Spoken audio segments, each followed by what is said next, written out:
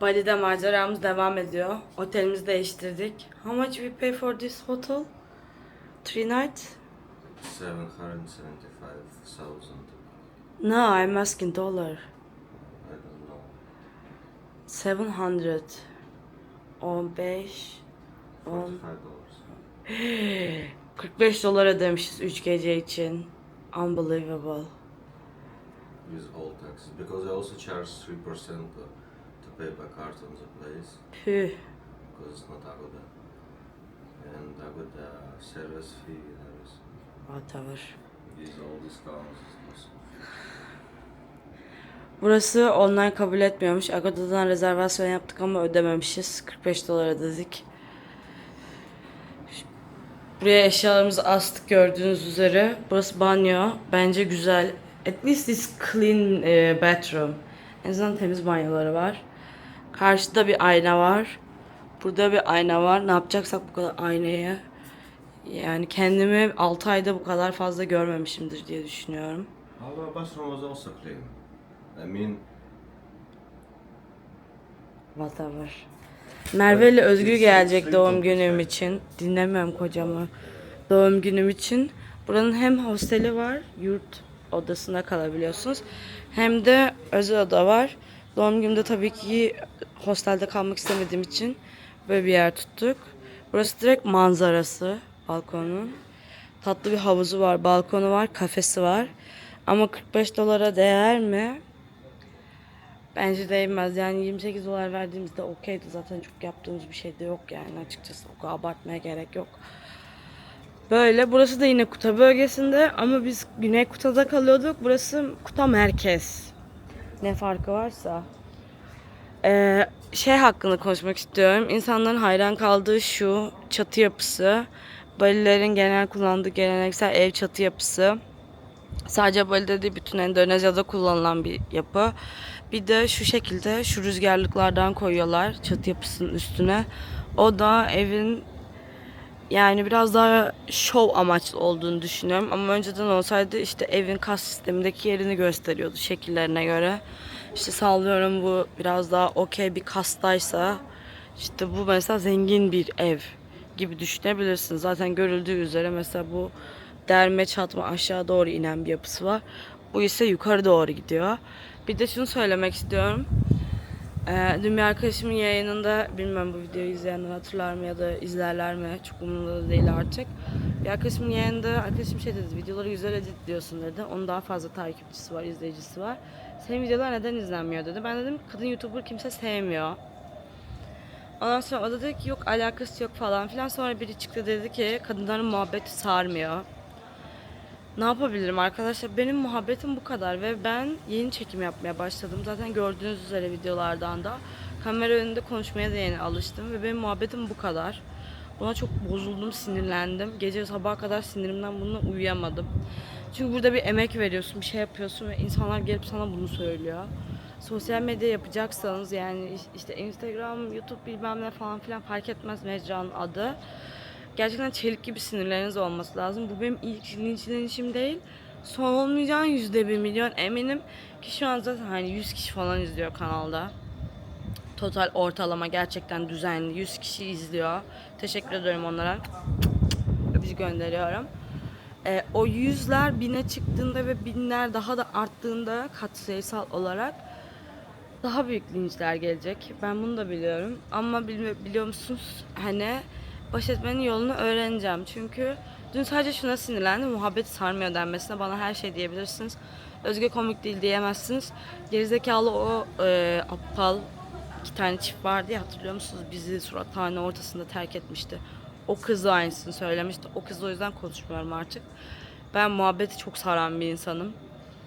İnsanlar beni bu yüzden yanlarına çağırıyorlar ve ben böyle de çok geziyorum. Yani arkadaşlarım sırf muhabbetim olsun diye beni bir sürü yerlere davet ediyorlar. Neyse, lafımı yetiştirdim ve içimden gitti. İzlemese de umurumda olmaz. Ama güzel görünüyor bence. Ben beğendim yani. Böyle tatlış, ışık da güzel bugün. Yani hava çok sıcak da değil, soğuk da değil. Bir de şöyle bir şey var. Bunlar sürekli böyle uçurtma uçuruyorlar. Bakayım görünüyor mu? Aynen bak, burada görüyorsunuz. O da inançlarına göre uçurtmayı ne kadar yukarı uçurursanız dilekleriniz o kadar Allah'a yakın oluyor. Allah da işte Tanrı, yaratıcı adını ne koyuyorsanız. Bunlar işte Ragdiva bilmem ne diva, deva bir şeyler diyor. Ne kadar yakın olursa o kadar dilekleriniz hızlı kabul oluyor. Oh, it's cute, nice garden here. We can just hang in there. See, we can hit. It's we can just need to up. Yeah.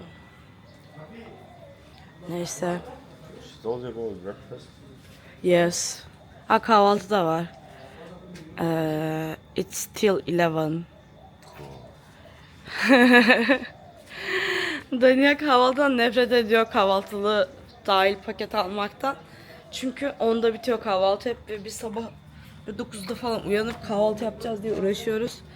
Sonra şöyle bir şey oluyor. Gün başlıyor ve bizim yapacak hiçbir şeyimiz yok. Ve biz saat sabah 10'da ne yapacağımızı bilmiyoruz. Sonra akşam mal gibi yine erken uyuyoruz. O yüzden nefret ediyor. 11'e kadar olduğu için mutlu oldu. Çünkü 11 uyanabileceğimiz bir saat. Böylele. Kedi köpek gibi dolaştıktan sonra bütün gün kocamla yarın doğum günüm değilmiş gibi azıcık söyleneyim biraz. Çay kahve içmeye, tatlı yemeye gidiyoruz. Otelin girişini de çekmemiştim. Buradan izlerken görmüş oluverin. Çok ara sokakta bir yerde bu arada otel yani. Ama işte yani bilmiyorum, 45 dolar da ucuz değil artık bence ya. Which way we going? Navigasyonum ya. Kocam. İşi bu arada, deneyelim. Merak eden olursa. Adam gidiyor ve haritalarda konuların yerleri gerçek mi diye bakıyor. Yani gerçekten kocamın profesyonel işi navigasyonla alakalı. Böyle dar sokaklar. Sabah gelirken de şeyle geldik, işte Grab'la geldik. Elim kolum çok doluydu. Normalde biliyorsunuz Grab'la giderken de çekim yapıyorum da. Tövbe estağfurullah, nereye gidiyoruz kocam? Nothing. Neyse, Grab şoförü ilk yanlış yere bıraktı. Ben de dedim ki burası değil. Sonra haritalarını açtım, gösterdim, dedim buraya bırakacaksın beni. Bunlar ne biçim yollar ya. And you know, we can't call Grab from here. We can't? It chooses randomly stupid locations. I think we need Pick to up go point. main cross Something, yeah. to choose Grab. It was when he was, I think, he was also want to leave you this. Yeah. It was shown here, but it's not the entrance. İlginç bir video oluyor şu an. Bali'nin ara sokaklarında kayboluyoruz gibi. Bu arada saat geç diye kapalı olmasının sebebi büyük ihtimalle bayram bugün. 28 Mayıs 2026. Videolar bir hafta geriden geliyor. O yüzden şu an etraf kapalı gibi görüyorsunuz. Bu neymiş ya? Yani gerçekten şu an biraz kuş uçmaz, kervan geçmez bir yerde kalıyormuşuz gibi bir vibe almadım. Değil, aldım yani. Yalan yok. Şunlara sunak deniyor. Her sunak deniyor. Bu işte çanansarıları koydukları. Çanansarı'nın Türkçe adı adak. Yani ikisini birbirine çok karıştırıyorlar. Onu da söyleyeyim. Çanansarı bu. Gördüğünüz üzere. Bunun kapının önüne konmasının sebebi ya da işte sunaklara konmasının sebebi, bir sürü sebebi var. Kapı önüne konmasının sebebi işte eve iyilik getirsin, bereket getirsin, kötü insanlar giremesin.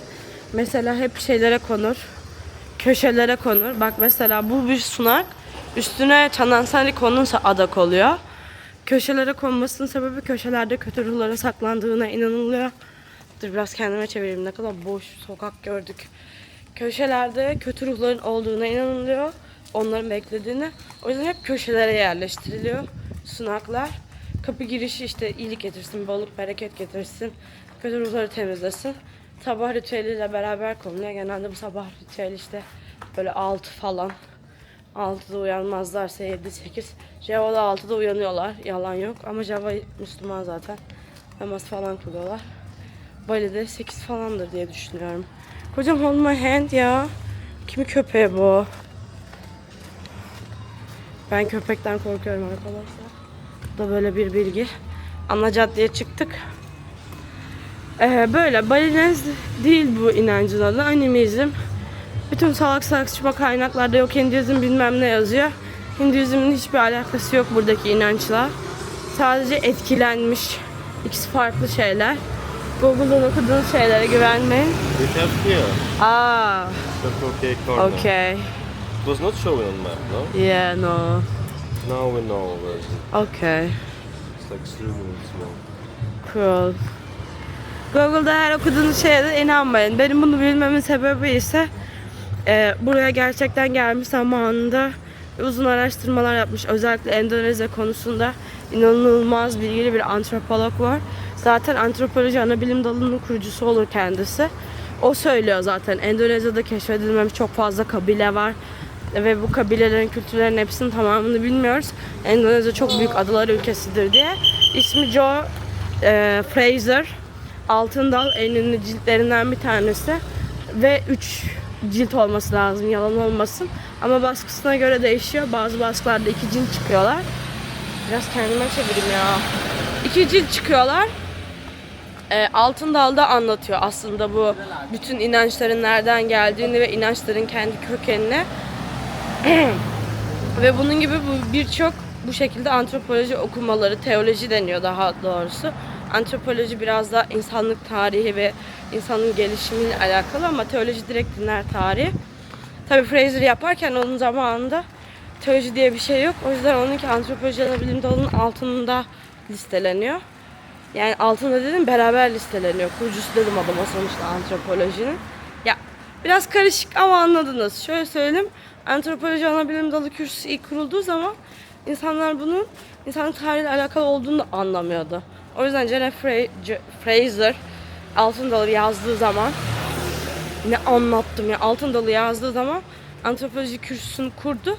Sonra biyoloji, antropobiyoloji işte falan filan bir sürü şey. Der ki insanlık tarihi zaten eski bunu araştıralım. Alt dalları olarak teolojiyi kuralım. Belki Fraser teoloji ana bilim dalı kürsüsünün kurucusu da olabilir ama sanmıyorum. Çünkü mesela Elia'da gerçekten kendi ilkokulunda o da kendisi dinler tarihi araştırması yapıyor. Kendi ilkokul diyorum. Üniversitesinde direkt olarak antropoloji kürsüsünü kuruyor. Bu zaten Google'da yazan bir bilgi. Çok şey yapmaya gerek yok. Dinler tarihine ilginiz varsa Mircea Elia'nın Dinler, Düşünceler, Mitolojiler kitabını da okuyabilirsiniz. Muhteşem bir kitaptır. Bildiğim her şey oradan geliyor. Böyle Bali ile ilgili her şeyi anlattım. Şimdi gidelim bir yemeğimizi yiyelim. Yemek değil tatlı yiyelim, kahve içelim. Tatlı yiyelim, tatlı konuşalım. Şu götelek tutuşunu oynata ördek surat gidiyor çünkü. Sonra sinirlendiriyor beni. Hocam bulduğu kafe restoranı resortun içindeymiş. Ama oh, I think we could pass through here, see? Whatever. Resortun içindeymiş. I don't think they belong to resort. I think they just rent the place. Like our coffee house. Yeah. Neyse whatever. Resortun içindeymiş. O yüzden giremedik demeyeceğim. Girdik. Kapalıydı. Çünkü 27-28 Mayıs Ramazan yok. Kurbandayız. Be careful. Kurban. O yüzden yiyemedik hiçbir şey. Şimdi yol üstünde giderken kahve alacağız. Tatlımızı dışarıdan söyleyeceğiz. Çünkü why not? Ha bir de bu var. Mart. Ama bu biraz daha böyle Indian style gibi. Nedenini bilmiyorum niye böyle. Do you need cigarette? Or you will buy from Circle K? Gidecekseniz markete Endonezya'da Circle K, Alpha Mart, Indomart, bir de bu Mart. Bu Mart'ı yeni gördüm de belki Indomart'la karıştırdığım için görmüyor olabilirim.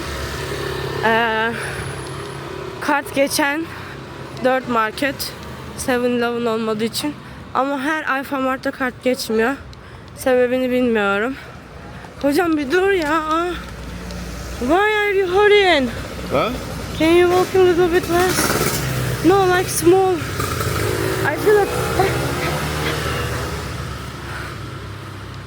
Oh ya. Dedim nereye koştur koştur gidiyorsun? Dışarı çıktık yürüyoruz yani. Her Alfa Mart'ta geçmiyor.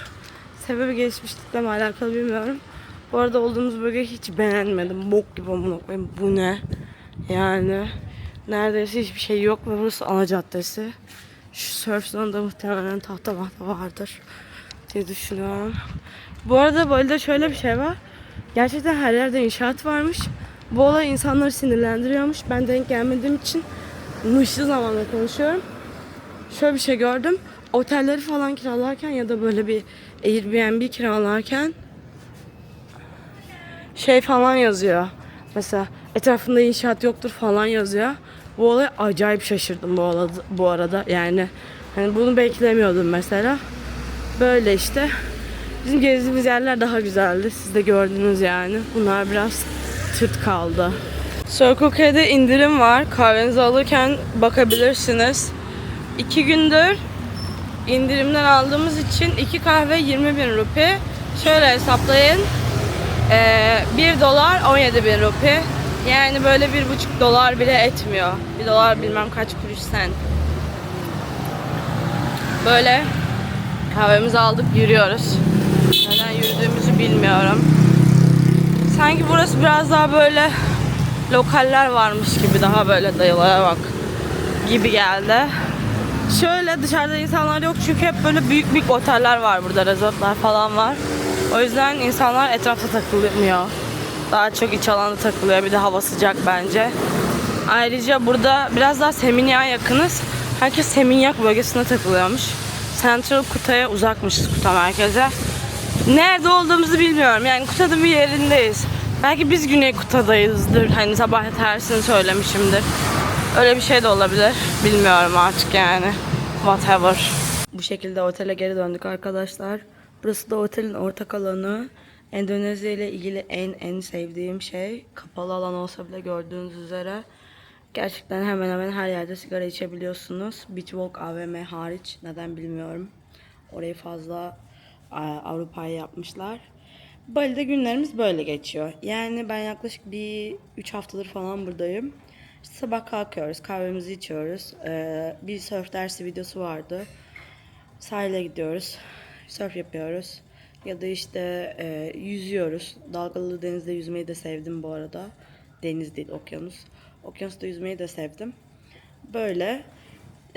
Yarın doğum günüm, 30 Mayıs. Siz başka bir video izliyor olacaksınız 30 Mayıs doğum günü videosu olarak. Ama sonra doğum günümü kutluyoruz diye bir video yükleyeceğim.